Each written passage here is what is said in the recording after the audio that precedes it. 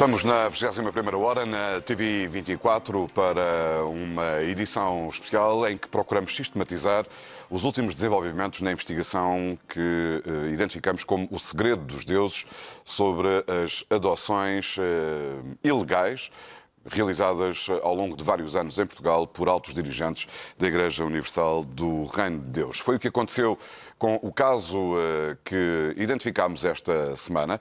Localizámos um jovem, agora adulto, com 24 anos, mas que desapareceu ainda bebé do lar da Igreja Universal e que foi levado por um pastor da IURD para o estrangeiro. Acabou por ser o Brasil. Paulo Edir foi assim batizado em homenagem ao bispo Edir Macedo, fundador da Igreja. Cresceu no Brasil a esconder-se das autoridades e com documentos falsos. Quando viu na internet a reportagem de investigação da TVI, O Segredo dos Deuses, questionou-se e percebeu depois de 23 anos à procura das suas raízes que esta podia ser afinal também a sua verdadeira história.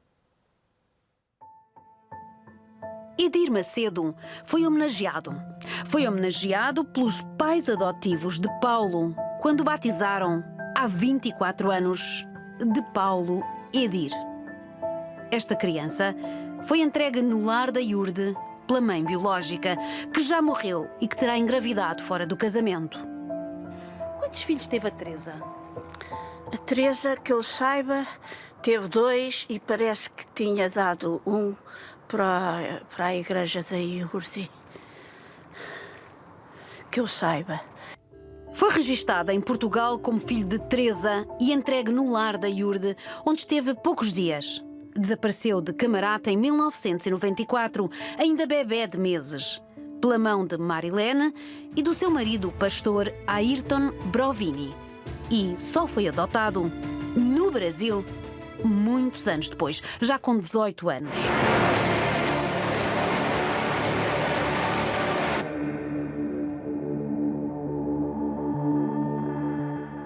Quando viu a investigação da TVI, Paulo Edir percebeu que aquela também era a sua história. Conte-me lá, como é que foi? Você estava a ver televisão e viu a história, o seu amigo telefonou e disse, olha, está acontecendo isto em Portugal. Como é que foi? Conta do princípio. Então, do princípio, o meu amigo, ele gosta muito de entrar no YouTube. Ele me ligou, ô Paulo, você já ouviu falar do Segredo dos Deuses? É o nome, né? Segredo dos Deuses. Aí eu falei, não, nunca ouvi não. Cara, eu vou te mandar o link desse vídeo e você assiste. Aí eu perguntei, é referente o quê? Cara, é sobre um caso lá na IURD que veio agora, está saindo agora essa TV, ela está desvendando esse caso e pelo que eu tô vendo aqui, cara, foi crianças adotadas, aí ele começou a falar, crianças adotadas clandestinamente, que a mãe deixava e de repente ia cortando o contato e essas crianças iam para todo que é lugar. Aí eu falei, cara, pode ser que sim, porque eu não conheci meu pai, é o mesmo negócio que eu contei para você, eu não conheci meu pai e ele tentou forjar documentos meus, possa ser que se encaixe. Há 24 anos que Paulo Edir procurava a sua verdade.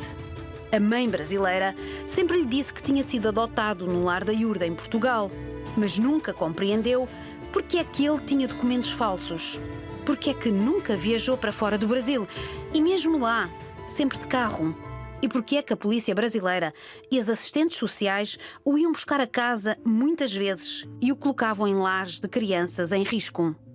Quem é que ia buscá-lo? Como é que acontecia quando você tinha que ir para os lares? Iam buscá-lo a polícia ou qualquer coisa, diga-me lá. Olha, geralmente era a polícia. A polícia ia buscá-lo à casa da sua mãe adotiva?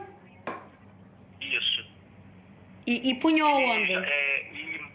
E muitas também, como é que fala? Assistentes sociais também. Na maioria dos casos. Mas teve uma vez que a polícia foi lá. Quantas vezes é que se lembra disso ter acontecido, quando você era pequenino? Isso aconteceu assim, de eu ir parar na casa, no lar? Sim. Olha, pelo que eu lembro, umas 4 vezes. Em Portugal, as pessoas que podiam conhecer este segredo já morreram.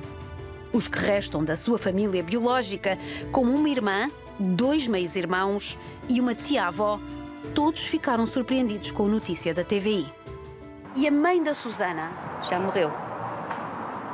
Esse bebê foi um bebê que a mãe da Susana terá colocado no lar da Igreja Universal e que desapareceu de lá. Nunca ouviu falar desta história? Não, nunca ouvi. Paulo Edir foi registado em nome da mãe biológica Teresa e do homem com quem se casou. Mas a família garante que não pode ser este o seu pai biológico. Como é que pode ter se o homem estava no Canadá e ela cá? É estranho. Paulo Edir terá vivido com documentos falsos em São Paulo, tal como alerta a decisão da adoção. Mas o Tribunal Brasileiro interrogou-se sobre como é que foi possível esta criança ter saído de Portugal e pediu informações sobre os pais do menor ao consulado português, que estranhamente nunca chegou a localizar os pais ou os familiares do menor.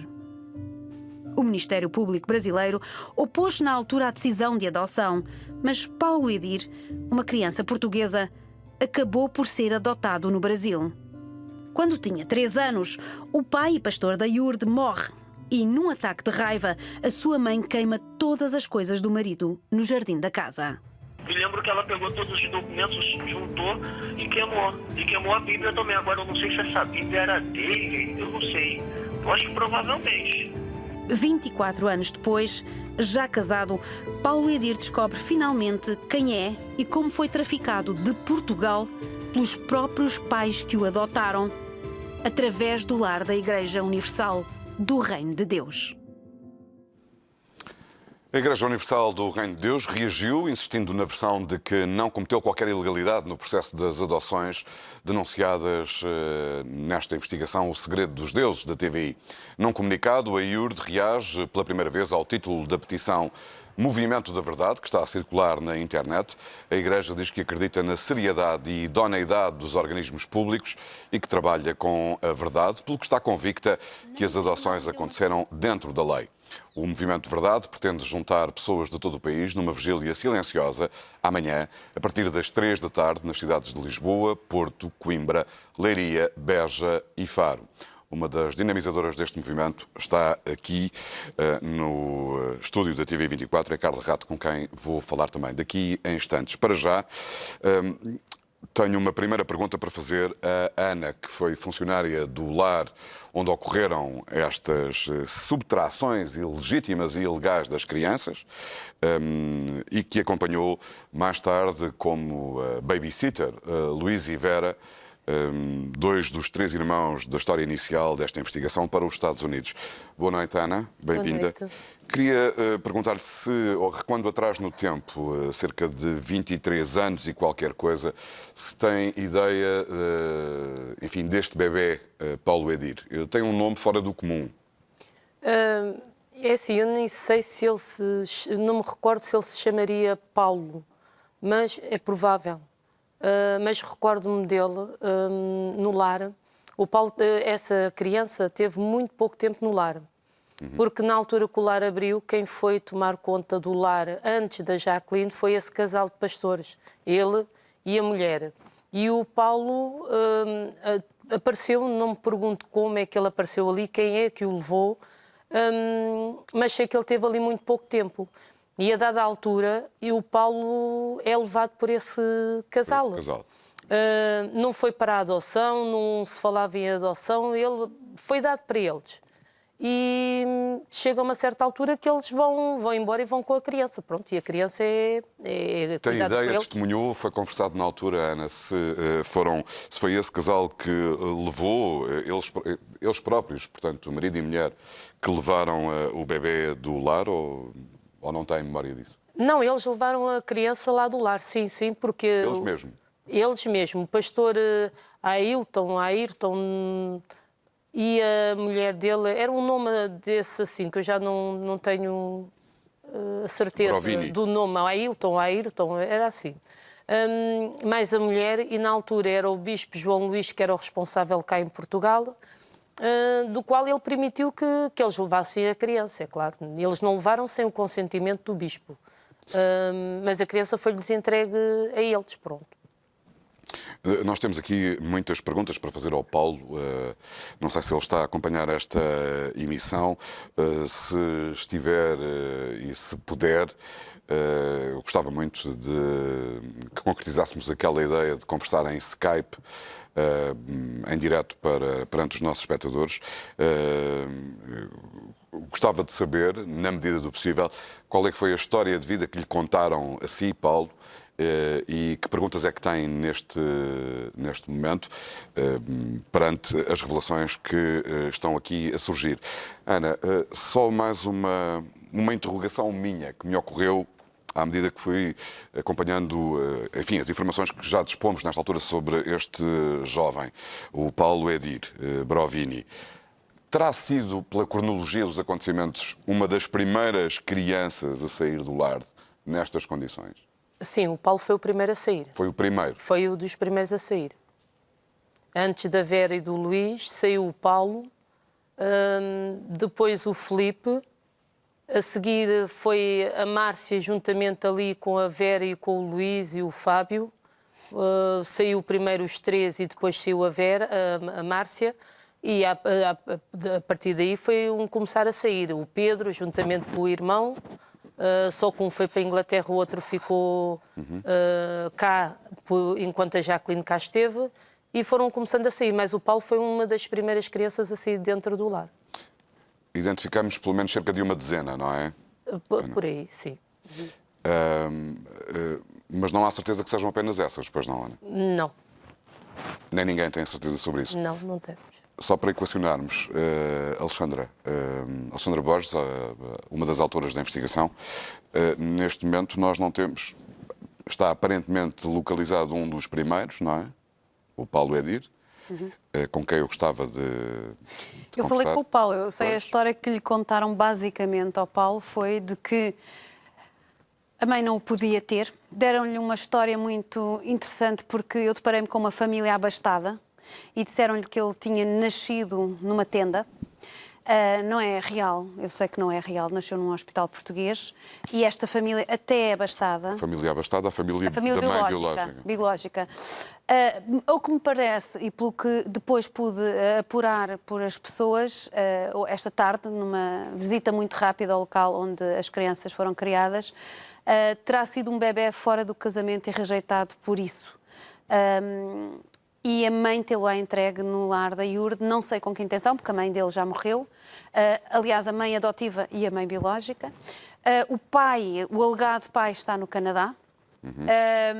E o que resta da família dele são 3 meias-irmãs, um irmão e 2 irmãs, que não sabiam nada. Eu falei por telefone e não sabiam nada. E esta tia-avó, que é a pessoa mais idosa da família, e foi exatamente a irmã dela, portanto, a avó do Paulo, que guardaria esse segredo.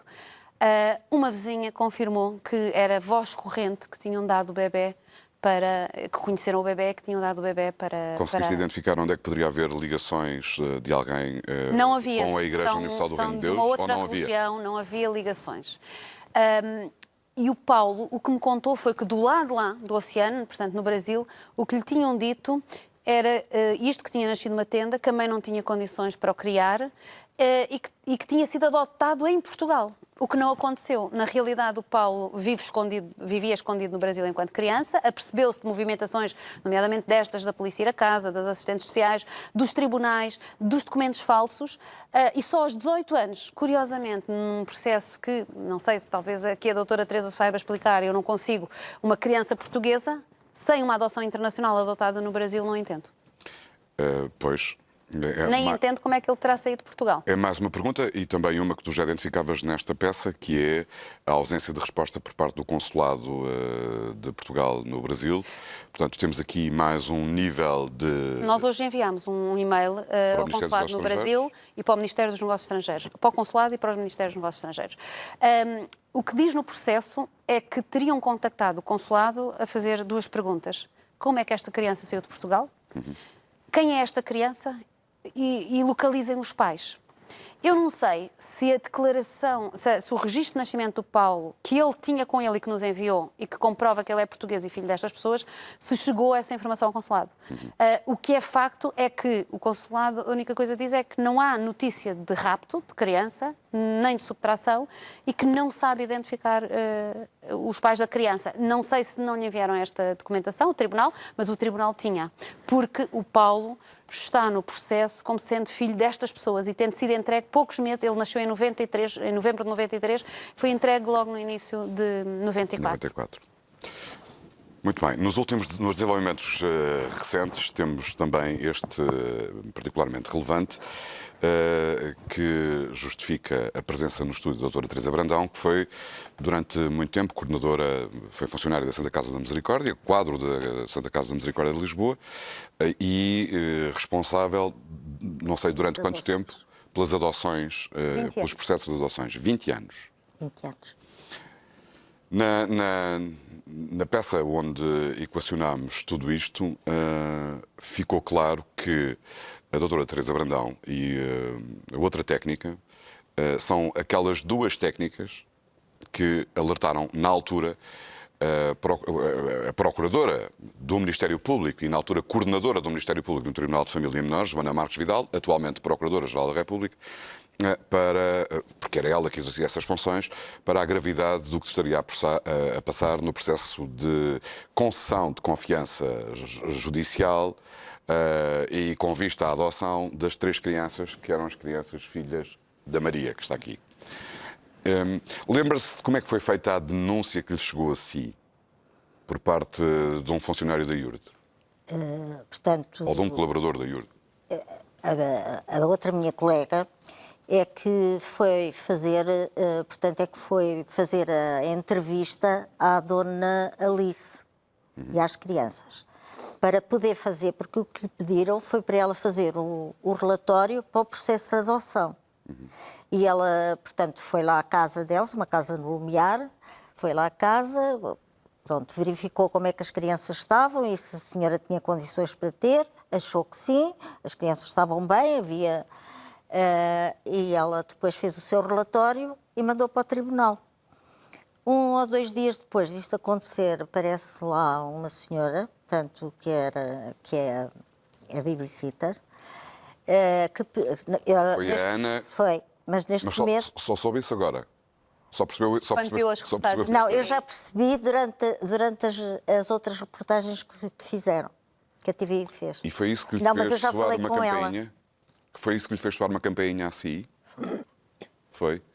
Porque durante este tempo todo suspeitou que alguma coisa tinha corrido mal naquele processo? Não, porque a partir do momento em que ela foi lá falar connosco e nos contou que as crianças não viviam com a dona Alice, eram para ser adotadas, mas eram para ser entregues para o estrangeiro e ser entregues a outras pessoas.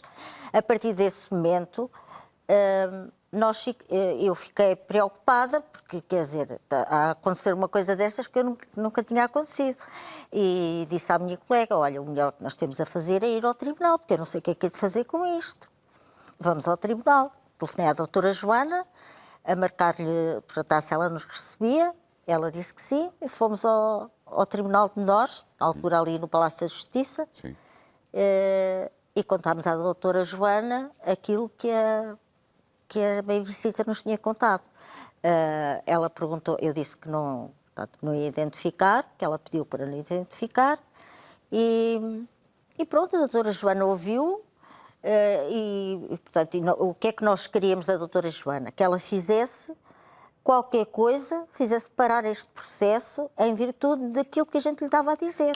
Eram crianças que estavam a ser, portanto, estavam entregues àquela dona Alice, que iam ser adotadas por ela, porque o relatório que a minha colega fez, a Clara, era um relatório para a adoção, porque foi isso que lhe foi pedido.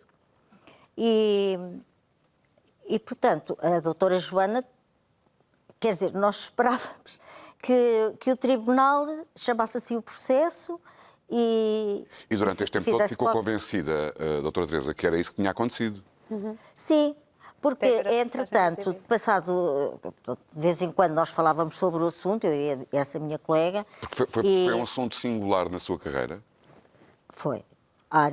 Nunca aconteceu. Foi a primeira vez ou foi a única vez que Foi a primeira se dirigiu a um única vez. magistrado para dizer atenção, porque este processo em que nós também estamos envolvidas, nós, Santa Casa, há aqui umas informações que levam a ser especialmente cauteloso. Foi a primeira e única vez. Foi a única vez que lhe aconteceu. Durante 20 anos no Serviço de Adoções da Santa Casa. Como? Durante 20 anos Durante 20 anos. no Serviço de Adoções da Sim. Santa Casa. Sim. Pronto, eu acho que era um serviço muito cauteloso no trabalho que fazia. Boas técnicas, tinha lá a trabalhar comigo, e psicólogos também. Esta foi a única vez. E o que é que eu esperava, o que é que nós esperávamos da doutora Joana? Que ela fizesse, que ela fizesse qualquer coisa. E por vezes falávamos sobre isso e dissemos, qualquer dia aparece-nos aí qualquer coisa sobre este assunto do tribunal. Só que depois, sabe, o tempo foi passando, no tribunal não dizia nada, ninguém nos dizia nada e depois, pronto. Presumiram que estivesse resolvido de alguma forma. De alguma forma estaria resolvido, porque, quer dizer, eu não sabia aonde é que havia de ir. Para mim, o único sítio onde eu achava... Sentiu que tinha feito o que era correto fazer. Exato, era ir ao tribunal. E quando viu na TV? Era isso. Hã? E quando é que começou a soar a campainha? Foi quando viu na TV? Não, quando vi a primeira reportagem. Logo na primeira? A primeira reportagem, fez-se-me assim luz. E eu nunca mais me tinha lembrado disso, sinceramente. Portanto, eu já estou reformada, isso já foi há 20 anos, ou há 20 e tal, não sei. E telefonei à minha colega e disse, Clara, te lembras deste caso assim, assim? Não me lembro. E eu disse, não te lembras, tens de te lembrar, puxa lá para a cabeça. Lembra-te lá de uma senhora que tu foste com 3 miúdos, foste ao Lumiar, a uma casa ao Lumiar, depois até apareceu com uma rapariga a fazer uma denúncia, não sei o quê, e ela começou, com as coisas que eu lhe ia dizendo, começou a reconstituir. A lembrar-se, a pouco e pouco. Nós não nos lembramos de tudo, por exemplo, ela foi lá, eu sei o que é que ela, no fundo, o que é que ela queria dizer, o que é que ela disse, mas quer dizer, há pormenores que se calhar ela disse que eu agora já não me lembro. Pronto, e entretanto, o que é que eu pensei, olha, é assim, eu vou falar com a Alexandra Borges, disse eu. Disse, Teresa, vou falar com ela, porque é assim, isto é um caso que aconteceu no Serviço de Adoções, quando eu era coordenadora, a responsável era eu, e portanto eu tenho que ir falar com a Alexandra. Mas depois comecei a pensar, se calhar não é a altura certa, porque ia ser um problema para a doutora Joana, não é? É uma pessoa que eu respeito, que eu admirei, que trabalhei muitas vezes com ela durante aqueles anos todos.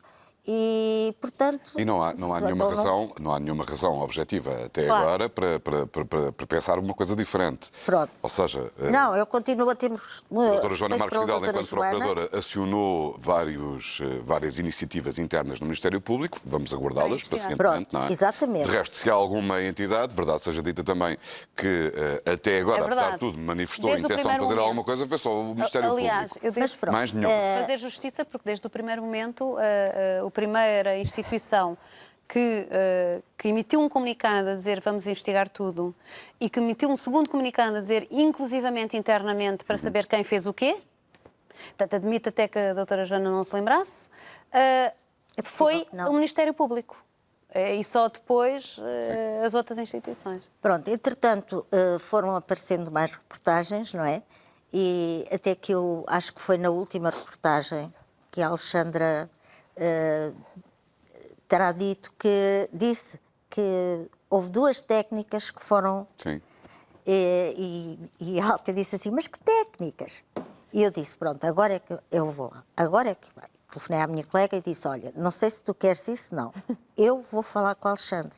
E depois andei à procura dela, à procura da Alexandra. Portanto, sentiu que era um dever de consciência, se quiser. Sim, quer dizer, eu fico mais aliviada agora por estar aqui, por poder dar o meu testemunho,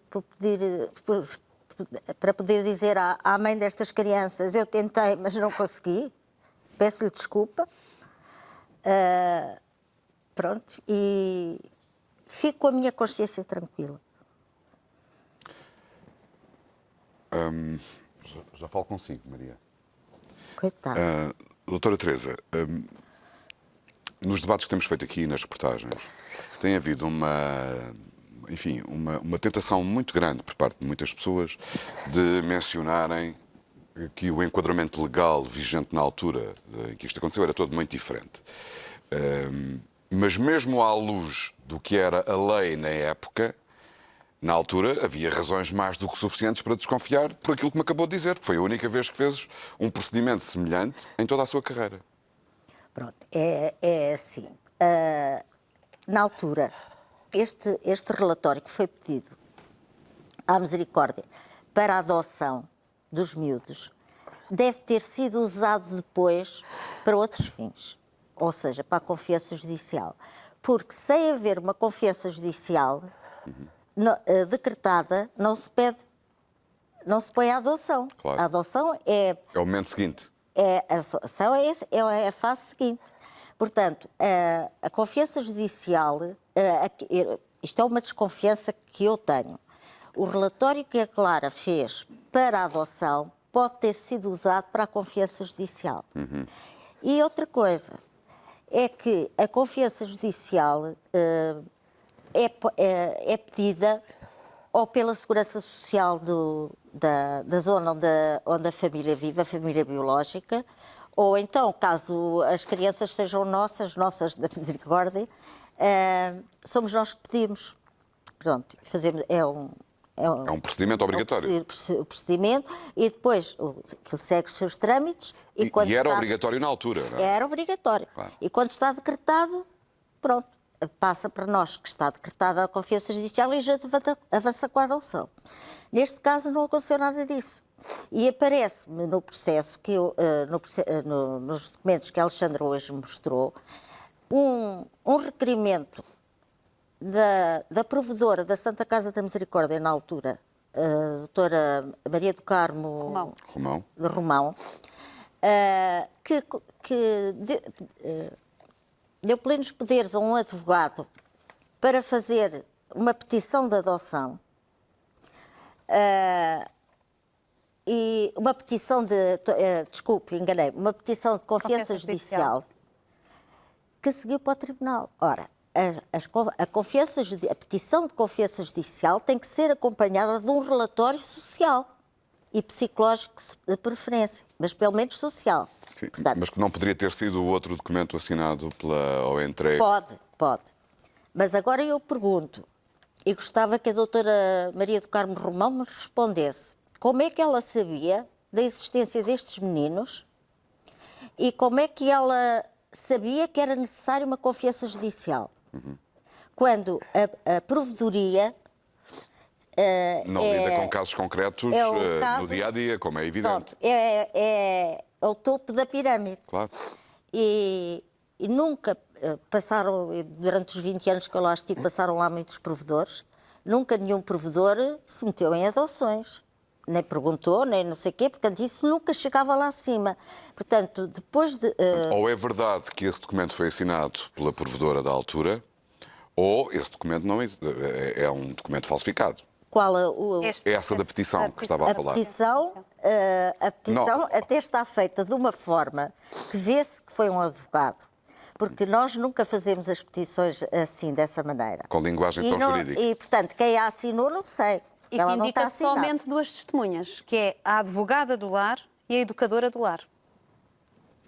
Pronto, eu agora gostava que a doutora Maria do Carmo Romão, se estiver a ouvir isto... Mas eu também, eu já falei com ela e foi aquela pessoa que me disse que não estava muito interessada, como é que era uma expressão até ofensiva. Estou marimbado. Foi essa que eu lhe disse hoje.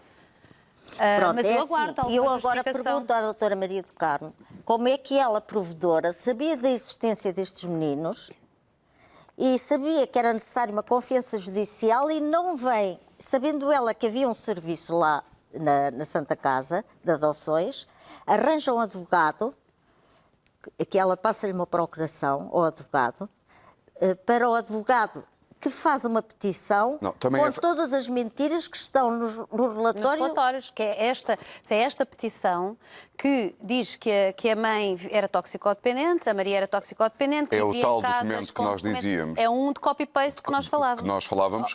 Zé, só dizer que é. Assinado inicialmente pela advogada do lar. Exatamente. Sim. Portanto, Agora, Zé... E a petição, na petição constam essas coisas todas. Ora, como é que a doutora Maria do Carmo Romão sabia aquilo que se dizia da mãe das crianças, que era toxicodependente e mais não sei o quê? Doutora Teresa Brandão, não há aqui muitas coisas demasiado estranhas? Há muitas. À medida que eu vou entrando mais nisto, mais assustada eu fico. Nada disto parece normal, pois não? Não, nada disto é normal. E pronto, eu senti-me na obrigação de ter que vir dar a cara e dizer aquilo que eu sei. E não quero levantar falsos testemunhos, doutora Teresa Brandão, mas perante... ou seja, a senhora coordenou o serviço de adoção da Santa Casa durante muito tempo. Disse-me que foi a primeira e única vez em que sentiu na obrigação de fazer um alerta para o Ministério Público. Portanto, apesar de tudo, apesar do enquadramento legal ser diferente, da sensibilidade para os direitos da criança ser diferente há 20 ou há 30 anos, havia coisas que estavam certas e coisas que estavam erradas, que é aquilo que nós temos dito aqui desde o início. Não é? Os relatórios estão com e há coisas que estão erradas. falsas. Além de falsificação de relatórios e de... Informações falsas nos relatórios. Mas a minha questão é esta, eu peço-lhe, enfim, para ser tão cautelosa quanto possível na resposta, porque a ideia não é mesmo levantar falsos testemunhos, mas... É extraordinariamente difícil para qualquer pessoa perceber porque é que perante tanta situação absurda, estranha, invulgar, inédita, massiva, onde se percebe que houve o envolvimento ou a evocação de nomes, de pessoas, etc. Como é que entende esta inação, este silêncio que nós temos falado, não é? Esta passividade? Não entendo, porque... Eu pensava que o assunto estava resolvido, não é? Portanto, na altura, o Tribunal nunca mais nos disse nada e o tempo foi passando e o que é que nós pensámos? O assunto ficou resolvido. Portanto, a adoção ficou resolvida dos miúdos. Ficou resolvida. A adoção, não. Portanto, o Tribunal deve ter... Porque, para mim... Ou clarificou as dúvidas, ou... Não, eu fiquei ainda com uma dúvida, mas que agora sei que, para mim, o Tribunal tinha meios para poder chamar e procurar a mãe biológica. Tinha meios para o fazer. Os tribunais podem fazer isso, para procurar. Eu agora sei que deram uma morada errada e não sei o quê, mas o Tribunal pode, através da polícia e não sei mais o quê, pode encontrar... Porque nós também já temos feito isso lá, quando eram miúdos abandonados, tentar encontrar a família biológica e não fez. A sensação que dá, e isto arrisco eu dizer, é que houve manipulação desde o início. Desde o início em relação a todos os lados. Ou seja, que tal como a situação da Maria foi manipulada para que ela, por isso é que não é uma morada falsa, obrigatória. Não é? E para que ninguém a pudesse encontrar, porque assim pareceria que ela de facto não queria saber dos filhos. Por outro lado, a falsificação óbvia e grosseira dos relatórios, como hoje as é possível mentiras, dizer... difamações. Mentiras, exatamente, difamações, são a manipulação perante a justiça, sendo que a justiça... Não é? E a Maria nunca se encontraram. Exatamente. Não é? Exato. Portanto, houve aqui um conjunto de pessoas, algumas delas que se repetem, que manipularam de um lado, do lado das famílias biológicas, no caso da Maria talvez o mais evidente de todos, e também o mais dramático, convenhamos, daqueles que nós conhecemos, que manipularam essa realidade em relação às famílias biológicas sem que elas famílias, soubessem que estavam a ser manipuladas, e ao mesmo tempo que manipulavam a justiça, lamento dizê-lo, Mas é isso que resulta Sim, desta... até à denúncia da babysitter e depois à carta da Márcia, que também alerta para a mesma coisa, teoricamente a justiça estava a ser manipulada. Ó Zé, mas com a agravante de que esta senhora, a doutora Maria do Carmo Romão, foi antiga deputada do PS da Assembleia da República, portanto é uma pessoa com conhecimento, é uma pessoa com responsabilidades acrescidas, é uma pessoa que foi provedora da Santa Casa e é uma pessoa que deveria, no mínimo quando lhe telefonamos, falar do que sabe ou do que não se lembra ou tentar justificar isto. Tu disseste há pouco, percebi, mas os nossos espectadores não sabem, e eu também não, confesso-te. Tentaste falar com ela hoje? Tentei falar com ela há uns dias e disse, perante o que ela me disse, que foi, na minha opinião, foi ofensivo para estas mães, não é? E eu, como mãe, não podia admitir que alguém estivesse nas tintas para isto. A expressão foi toma-me a marimbar. E há testemunhas do que eu estou a dizer, porque eu tinha colegas na sala e fiquei visivelmente irritada, porque ninguém pode dizer isso. Tu invocaste, sim, claro, a existência de referências ao seu nome e à sua assinatura. Eu cheguei a mandar-lhe a procuração, que é em nome dela, para o fax de casa dela. E depois ela disse, mas isto não está bem visível, porque eu até desconfiava dos papéis. Eu disse, veja se é a sua assinatura. Pois. E ela, perante aquilo, depois de ter recebido o papel, voltei-lhe a ligar. Mas não percebemos se a assinatura corresponde. Não. Ela é que podia identificar se a assinatura corresponde ou não e se os documentos são verdadeiros. Propus-me ir lá mostrar-lhe os documentos. E perante isto tudo, estava-se a marimbar uma pessoa que foi deputada do PS vários anos na Assembleia da República, com responsabilidades acrescidas e que foi provedora da Santa Casa. Eu não posso admitir, como cidadã deste país, que perante tamanha tragédia, que é uma mãe perder 3 filhos, um deles para sempre, no meio desta confusão toda, em que ninguém percebe quem fez o quê, mas o que é facto é que aconteceu, que uma senhora me diga que está-se a marimbar. Ou seja, eu não posso admitir isto. Eu peço imensa desculpa, eu tenho testemunhas de que foi isto que a senhora disse, e eu espero que ela reconsidere e venha a público explicar o que se passou. Perceber, acima de tudo, que nos ajuda a perceber o que é claro, que é isto, não é? O que é que passou, porque o nome dela também está envolvido aqui, não é? E nós queremos clarificar, não queremos difamar ninguém, mas queremos clarificar o que é que aqui aconteceu. Quando hoje falei aqui com a Teresa, e a Teresa me diz, mas isto é a primeira vez que acontece em 20 anos, uma provedora meter-se num caso de adoção, desta forma tão direta, com documentos que ela, como coordenadora das adoções, desconhecia existirem, isto torna-se tudo demasiado estranho, convenhamos. Aliás, quando eu vi esta petição para a confiança judicial, logo em cima, eu até... portanto, eu estava sozinha com a Clara e disse, Clara, isto não foi feito pela Misericórdia, porque olha para isto. Portanto, diz a provedora da Santa Casa da Misericórdia, Maria do Carmo Romão, não sei das quantas, com o contribuinte fiscal número tal, com o domicílio profissional não sei aonde, e depois descreve tudo aquilo que está num relatório da advogada. Ou seja, é assim, com as mentiras... A assinatura que é atribuída à então provedora da Santa Casa é um bocadinho mais grave. A assinatura que está atribuída à então provedora da Santa Casa da Misericórdia neste documento é, já o sabemos, um documento falso. Porque foi, não, ilegítimo, porque foi assinado por uma pessoa que não tinha condições para o assinar, que foi a advogada do lar. Não, Zé, não é isso. Há uma procuração da senhora provedora que dá origem neste documento, que é a petição para a confiança judicial. E ela faz uma procuração no sentido de um advogado, que também nós não conseguimos descobrir ainda, fazer este pedido de confiança judicial. O que a Teresa está a dizer é que isto não é o procedimento normal. E se fosse pela Santa Casa, não se punha nominal. E que a linguagem não é a linguagem tradicional das comunicações. Nunca é provedora. Não é a Santa Casa da Misericórdia. É a Santa Casa da Misericórdia vem solicitar, ao abrigo do artigo tal e tal, a confiança judicial para os menores tal. E quem tem ideia de quem é que assinava em nome da Santa Casa? Era a provedora? Não. Portanto, nós tínhamos a nossa hierarquia a seguir, a nossa hierarquia era a diretora de serviços. E nós só íamos até à diretora de serviços. Pronto, portanto, nunca nenhum provedor e provedora se meteu em qualquer casa de adoção, em pensar. Temos muitas dúvidas então sobre quem é que assinou este documento e que documento é este. Não, é que este documento não está assinado. O que está assinado é uma procuração. A procuração para o advogado. É a procuração para o advogado. É a procuração para o advogado. Mas ainda há outra coisa. é que uma confiança judicial tem que ser acompanhada de um relatório social. Que é o que está feito pela Pela advogada. advogada. Claro. E que era esse que eu estava a dizer, que é ilegítimo, porque Sim, mas a claro, advogada claro. não pode fazê-lo. não pode fazer relatório. Por isso é que é ilegítimo. Pronto. E depois, para o processo de adoção, portanto, o processo da confiança judicial é uma coisa.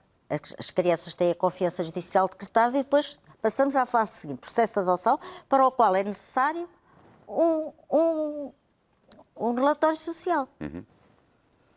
Agora, eu Não se não sabe se ele existe sei ou não. se o relatório que a Clara fez serviu para tudo isto. Não sei. Ou seja, nesta petição para a atribuição da confiança judicial, ao aparecer o nome da provedora da Santa Casa da Misericórdia, isto é endereçado a um juiz. É. É. É a senhora provedora. Isso é um sinal, é uma chancela de credibilidade Claro. e de verdade. Claro. E de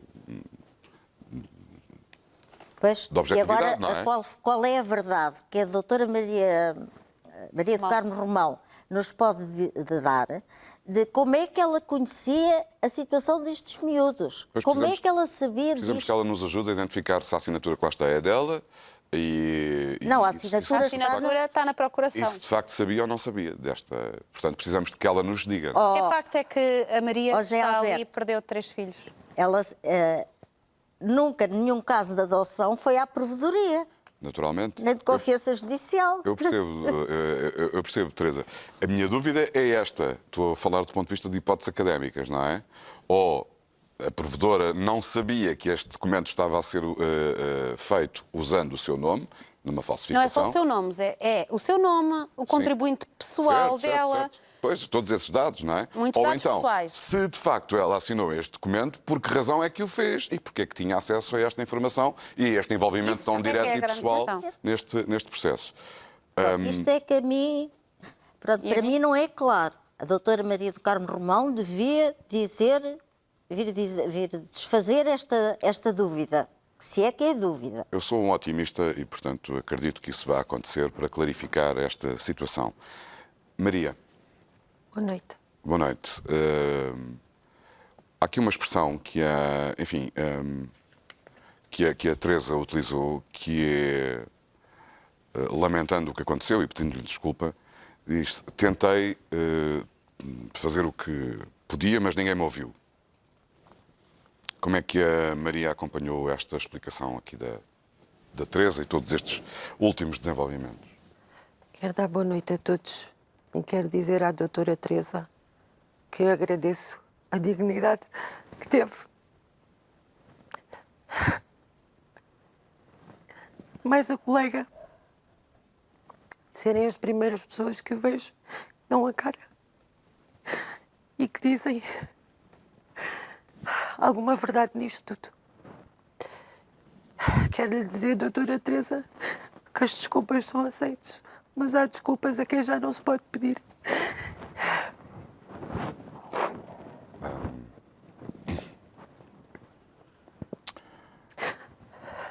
Ana, Sim. sentiu que fez o que devia na altura, não foi? Sim, porque Portanto, podemos assumir e confirmar que foi a Ana que se dirigiu às técnicas da Santa Casa da Misericórdia, alertando. Falou Sim. comigo e com a Clara. eu quando saio dos Estados Unidos, eu saio porque fiquei cansada, fiquei farta, achei que aquilo não tinha nada a ver com aquilo que eles pregavam, não tinha nada a ver uma coisa com a outra e a violência que eles colocavam sobre as crianças, não a psicológica, não só a psicológica, como também a violência que a mulher do Júlio teve para com o Luís. E para mim aquilo foi a gota d'água e eu disse: chega, vim-me embora. Pedi para me vir embora e assim foi. Marcaram-me um voo de vinda sem volta, da qual... Oh, Ana, deixa-me perguntar-lhe aqui uma coisa agora perante essa sua descrição. Essa avaliação que faz, essa descrição que faz, e tendo a Ana testemunhado também como é que as crianças eram tratadas no lar, ocorreu-me fazer-lhe esta pergunta: sente que as crianças eram melhor tratadas no lar ou nesse seio familiar, como aquele que acabou de descrever? Sem dúvida nenhuma que no lar eram muito bem tratadas. Primeiro porque podiam não ter ali um pai, porque não havia ali uma figura paterna, eram só mulheres. À exceção do porteiro que havia, que era o Sr. Hilário, que eles se identificavam muito. Mas a nível de funcionárias, todas elas amavam aquelas crianças como se fossem um bocadinho delas. Todas nós, umas de uma maneira e outras de outras, mas todas elas gostavam das crianças. Mas isso também não teve ciclos, pergunto eu? Sim. Não teve fase, ou seja, foi sempre assim? Não, Porque nós já ouvimos aqui algumas descrições, lembro-me, nomeadamente da Sandra, de alguns castigos que eram aplicados, nomeadamente no recreio do lar. Eu falo-me enquanto eu estive lá, de 94 a 96. Todas essas crianças, nessa altura, foram bem tratadas. Após isso, eu já não posso falar, já não posso dizer porque não estava lá. Mas foram bem tratadas todas elas, foram até a 96, a setembro de 96, que foi quando eu saí do lar. E quando eu vou com eles, e quando há estes episódios de violência psicológica, tu não és irmão dele, ela não é tua irmã, estas conversas, e quando ela pega no tacho para bater no Luís, aquilo para mim chegou. E eu vim-me embora. É claro que eu disse à Alice que me queria vir embora e o Eddie Macedo não fez outra coisa.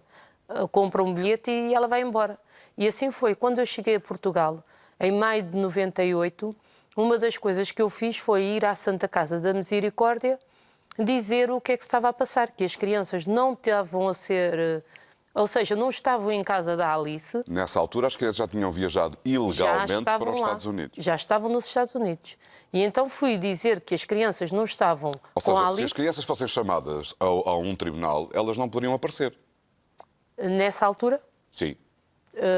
Poderiam aparecer com a Alice. Não, mas assim, de um dia para o outro, imagina. Não, de um dia para o outro não. Imagina que amanhã querem as crianças aqui, sei lá. Isso era impossível, porque elas estavam a milhares de quilómetros daqui. Era impossível. Era. Aliás, deixa-me só dizer uma coisa.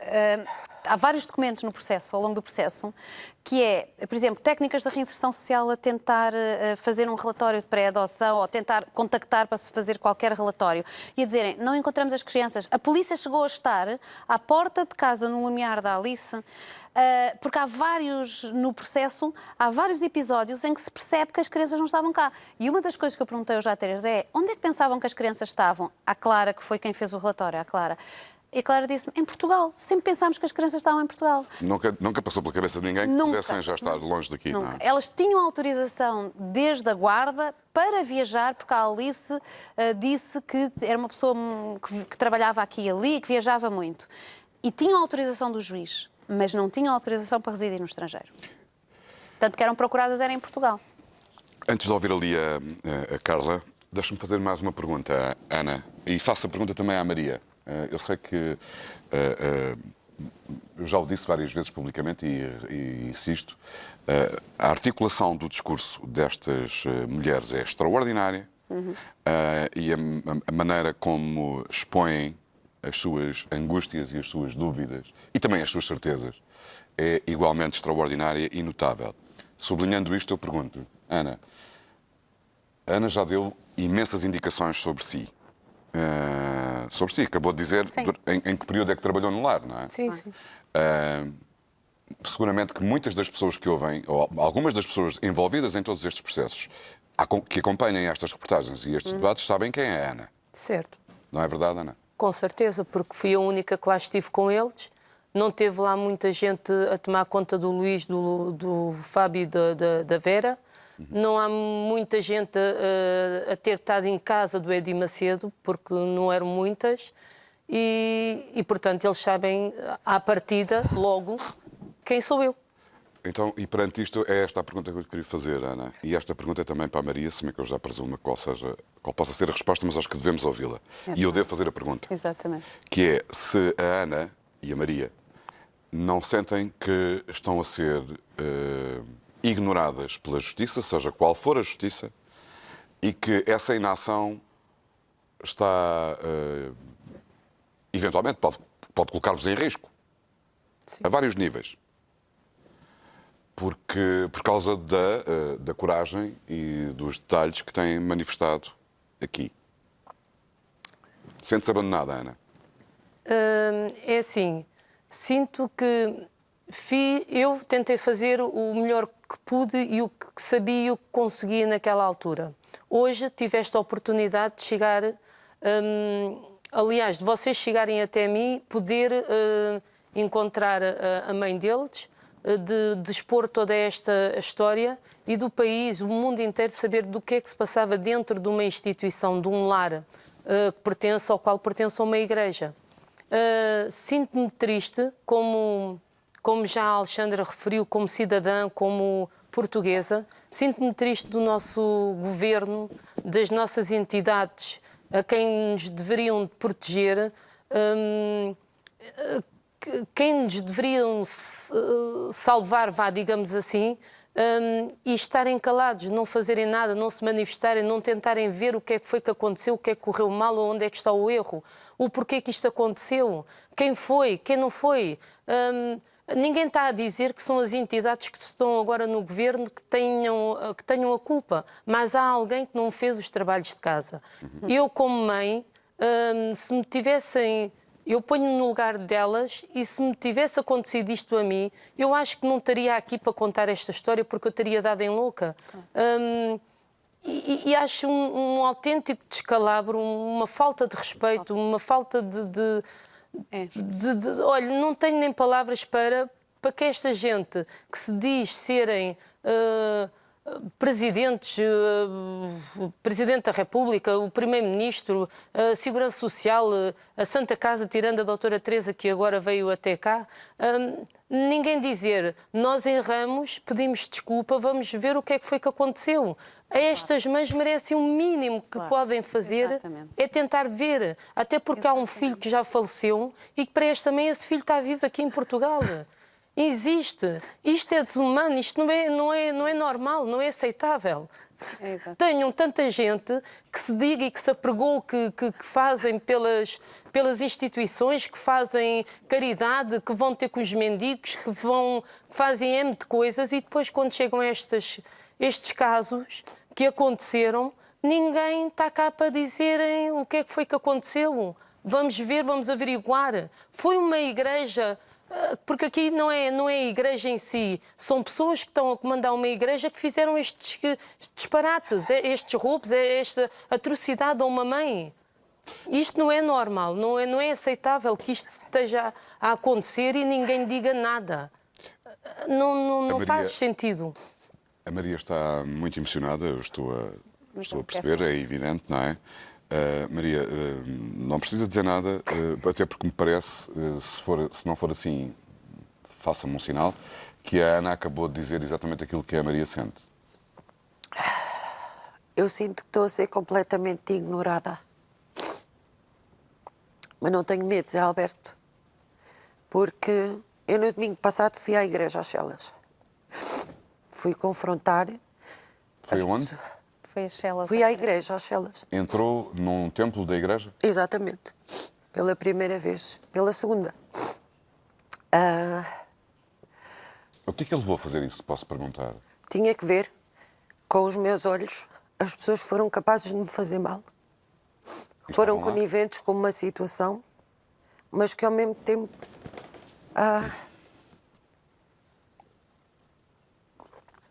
não podem pedir para deixar de ter sentimentos e não faça, não se exponha, é perigoso. Eu tenho um filho que morreu, Zé Alberto. E esse filho não está vivo só para Portugal, está vivo para mim.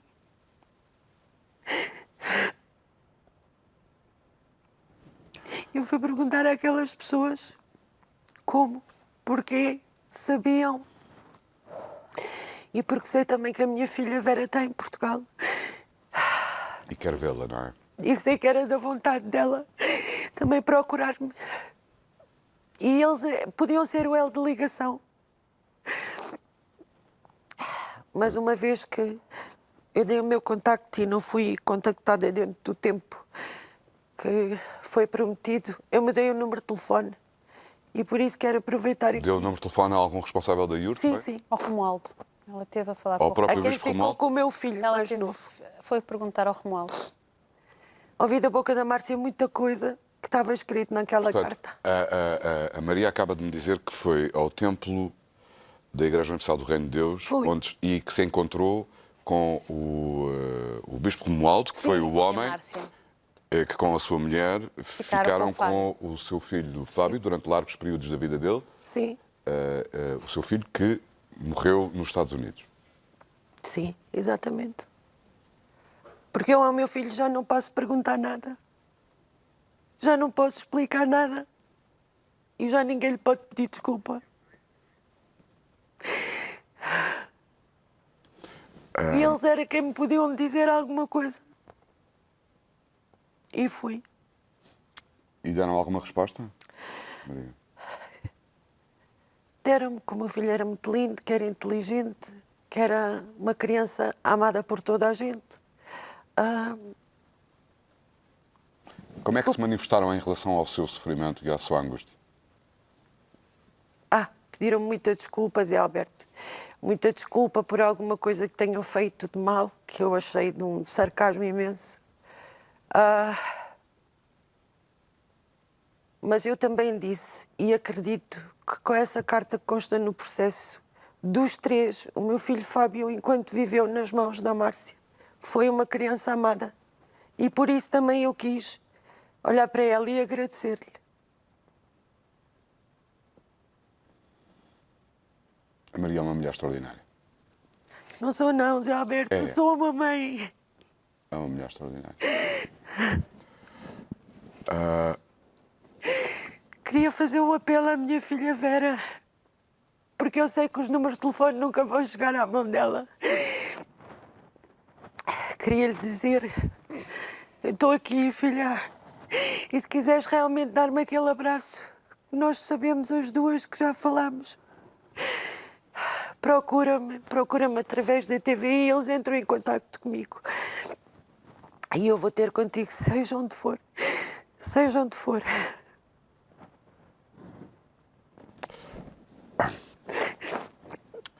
Carla Rato, esta história tem tocado muito assim. A Carla não tem nada a ver com isto diretamente? Não. Nunca frequentei a IURT. Entrei uma única vez na IURT porque eu trabalhei também numa instituição religiosa durante 18 anos. Nada tinha a ver com isto. Tem outras coisas. Mas o modo operando, não nestas situações, mas noutras situações, o modo operando é o mesmo. Em relação a esta situação, é bizarro. Eu nem sei como chamar, porque há tanta coisa. Estas mulheres tiveram 20 e tal anos em silêncio, sem apoios, mas continuam. Ninguém está minimamente interessado em saber o que se passou, em tentar. Há aqui uma grande camuflagem, um grande silêncio. E este silêncio, quanto a mim, e vale o que vale, e cada um tem direito à sua opinião, mas este silêncio o silêncio é um escape para muita coisa, principalmente para aqueles que beneficiam com ele. Que é mesmo assim, este silêncio significa alguma coisa, porque quem não deve não teme, quem não teme e quem não deve, deve tomar uma posição, porque isto é um caso que não é só um caso de mães, mas é um caso de famílias, é um caso de pais. Muitos homens também estão sensibilizados com isto, porque não é só de mulheres, é um caso de famílias. Foram filhos roubados, foram filhos arrancados. São vidas. São vidas. São pessoas, são crianças em que lhes foi roubado aquilo que é mais básico, que é a nossa própria identidade, é a nossa própria vida, quem é que nós somos. O Fábio morreu sem saber quem era. Isto é muito grave. Isto é muito grave. Eu fico chocada como é que a nossa sociedade consegue ficar calada.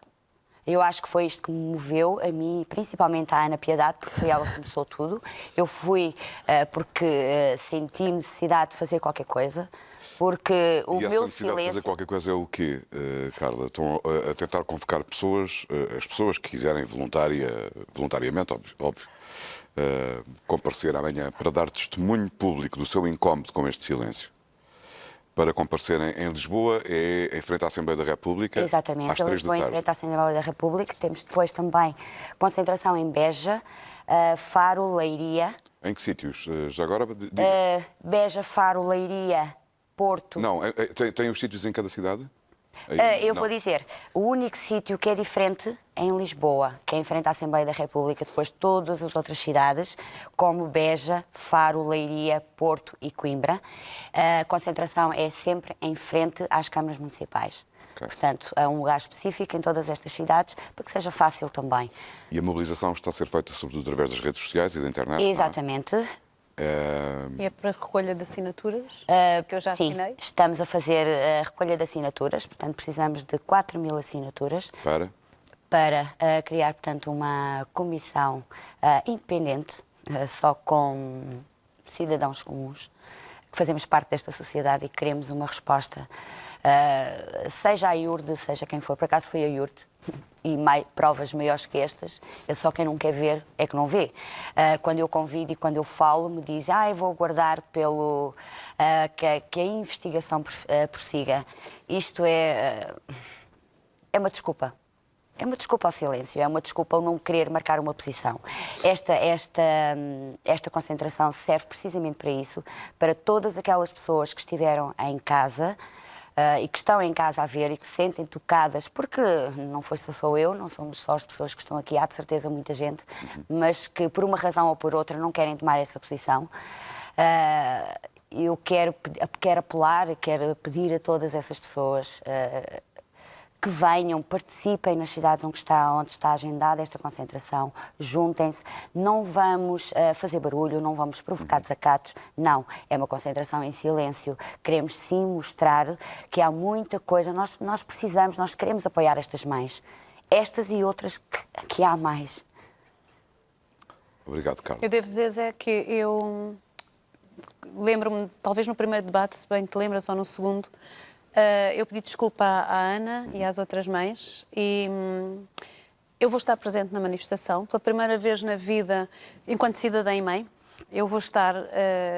elas apelaram para que as pessoas viessem vestidas de preto. Eu já estou vestida de preto e amanhã vou estar na manifestação e vou ajudar a reunir as 4.000 assinaturas para mostrar que a nossa democracia... tem sinais de vitalidade. Não vou fazer como os ativistas de sofá que só por internet assinam a petição. Eu vou estar lá a recolher assinaturas porque eu acho que esta Comissão de Independência é muito importante. Zé, nós não podemos arriscar-nos 20 anos depois a que a Santa Casa da Misericórdia investigue em causa própria, a que a Segurança Social investigue em causa própria, a que o Ministério Público investigue em causa própria e que nós... no final das contas, tenhamos mais uma vez um processo arquivado e que daqui a 20 anos estejamos a discutir outro caso de outras crianças que foram roubadas às suas mães. Porque, Zé, quando as pessoas dizem que a lei mudou, é verdade. Mas o que estamos aqui a discutir são relatórios com informações falsas. Uma mentira que começa no início e se prolonga e se torna uma verdade mentirosa e que permite que esta mãe seja desvinculada dos seus filhos. E podia-me acontecer a mim. Eu sou mãe e eu já tive a oportunidade de dizer a alguém com grandes responsabilidades neste país. Se amanhã me tirassem os meus filhos, eu não confiava neste país. Eu iria seguramente ter armas, outras armas que estas mães não tiveram, para me defender. Mas eu não confiava, porque eu percebi aqui com este caso que a mentira se pode tornar numa grande verdade.